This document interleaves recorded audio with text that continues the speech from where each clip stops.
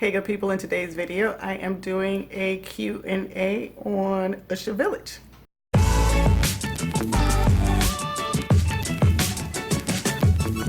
Okay, so I usually get a lot of questions about different things since doing several vlogs on our trip to Usha Village last year. Before I get into the questions, I just want to remind you the video blogs that I've done, I will link to them in the description box. I also did a travel tips video on what you can do if you are thinking about traveling out there as well.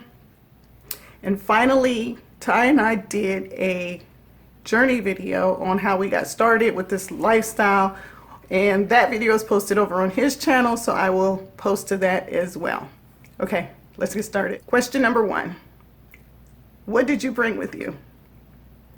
Okay, well, first I made sure to bring the passport and just regular summer clothes. It's very warm over there in Honduras, and you want to just make sure you have swimming suit, flip-flops, some water shoes, depending on whether or not you go on a tour. If Dr. Sebi's nephew is available to take you around, you want to make sure you have on some like water shoes or something that has some more grip to it, because there was a fountain that, not a fountain, a waterfall that we were supposed to go see and we didn't have a chance to do that.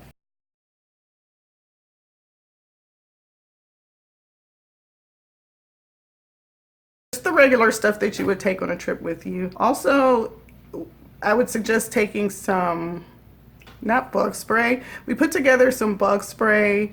Not bug spray. It's not bug spray. We put together some citronella oils, and peppermint oils to rub on our skin just to deter any bugs. But we left it at home. Okay, so let's go on to the next question. Since we have to pay in cash, what safety measure did you take to guard your money? We just kept it on us.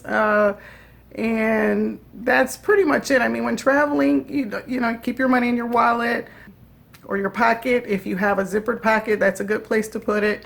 We didn't do anything extra or special to secure it. Just nothing above your regular securing of your valuables on your person.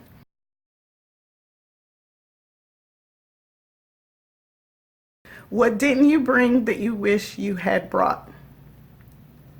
Well, I wish I brought our little oil for the bugs.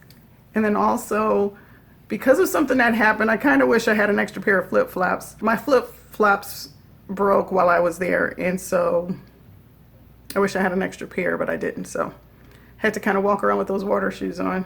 You probably noticed that in my videos. Well, that's why.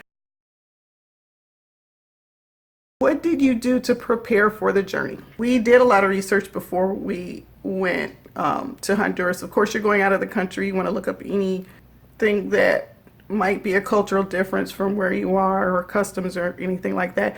It's, you know, we traveled out of the country before, so it's not like we did anything special, but we did make sure that we had everything that we needed before we left. Any paperwork, anything that their customs would need. Go on the websites to look and see what they require of you before you get there. You don't want to go all that way and then maybe not have something that might be required as far as your ID or your passport, stuff like that. Next question. Throughout your stay, what did you make sure you did each day? Well, I made sure I captured video for everybody. One thing that we made sure we did was get in the thermal waters. We got our tea every day, our soursop tea. We picked fresh leaves and made the tea, but that was one thing that we made sure that we did every single day. While you were there, what do you wish you had done but didn't do? Well, the sauna, I wish we had gotten into the sauna a little bit more. The sauna is very, very hot because of the thermal waters that are coming through. And you're only supposed to go in for 15 minutes. And to me, you can barely last 15 minutes, but it's so efficient with how it works. We didn't always make it in maybe twice a day like we would have wanted to, so that I probably would have done more of that. Did you visit the market in La Ceiba, which is 30 minutes from Usha Village? Yes, there was one day that Ty and I went grocery shopping to prepare a meal at the village. So we did travel out to the market there. What time of the year did you go? We went in June, the second week in June. All right, next question. One of my subscribers is stating that they were infected with a seemingly incurable disease, and they came across Dr. Sebi's teaching and wondered if I'd recommend them going to his village to seek healing for their condition. I don't know what the condition is, but one thing I'm happy to see is that they stated seemingly incurable, because you never want to let anybody tell you what you have, okay? I don't accept that.